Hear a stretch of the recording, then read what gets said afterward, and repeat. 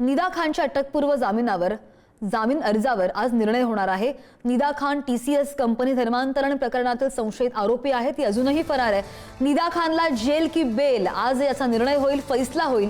मागील 2 सुनावण्यांमध्ये सरकारी पक्ष आणि बचाव पक्षाकडून जोरदार युक्तिवादही झालेला होता। अटकेतील संशयित आरोपींना मदत केल्याचा निदा खानवर आरोप आहे।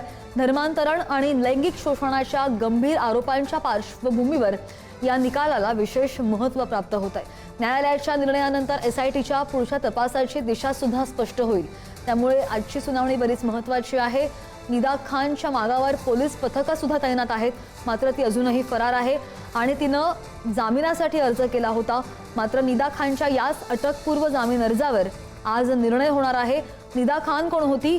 नाशिकचं TCS प्रकरण आपल्याला माहिती आहे। या प्रकरणातील संशयित आरोपी आहे आणि TCS प्रकरणातील आरोपींना आज पुन्हा एकदा न्यायालयामध्ये हजर केलं जाणार आहे। आणखी एक महत्त्वाची अपडेट या प्रकरणाची आपण पाहतोय। 4ही आरोपींची पोलीस कोठडीची मुदत आज संपतीये आणि तपासासाठी पुन्हा पोलीस कोठडीची मागणी होण्याची शक्यता सुद्धा वर्तवली जाते। आरोपींना पोलीस कोठडी मिळते की न्यायालयीन कोठडी मिळते, याकडे आपलं लक्ष असेल। आजच्या सुनावणीनंतर तपासाच्या पुढच्या दिशेसंदर्भातही महत्त्वाचे संकेत मिळणार आहेत।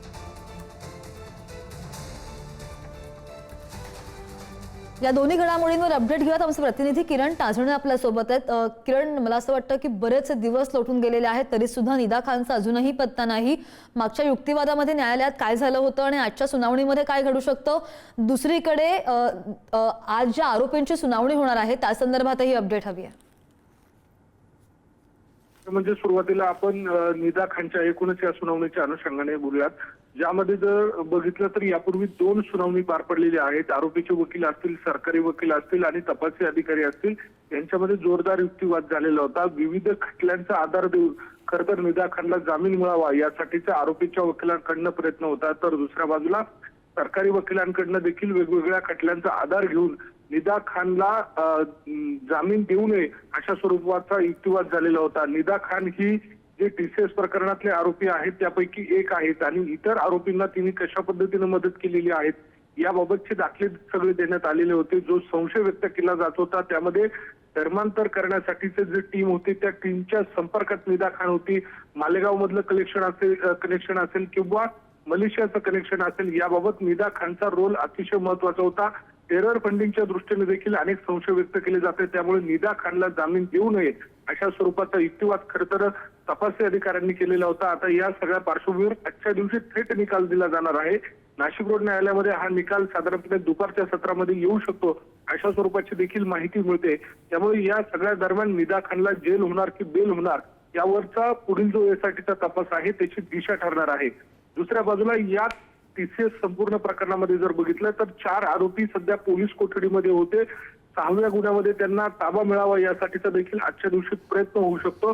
मात्र मागील गुन्ह्यामध्ये जी पोलीस कोठडी देण्यात आलेली होती त्यामध्ये सगळ्यात महत्वाची बाब म्हणजे जो दानिश शेख होता, जो या संपूर्ण प्रकरणामध्ये सुरुवातीचा आरोपी होता, मुख्य आरोपी मानला जातोय आणि अशा सगळ्या परिस्थितीमध्ये त्याचा जो मोबाईल होता त्या मोबाईल डेटा संपूर्ण क्लोनिंग करण्यात आलेला आहे। प्रत्येक ऍपला प्रत्येक ठिकाणी फेस आयडीचा त्यानं वापर केलेला होता, त्यामुळे डेटा रिकव्हर करण्यामध्ये जी अडचण होती ती या सगळ्या अटकेच्या निमित्तानं दूर झालेली होती।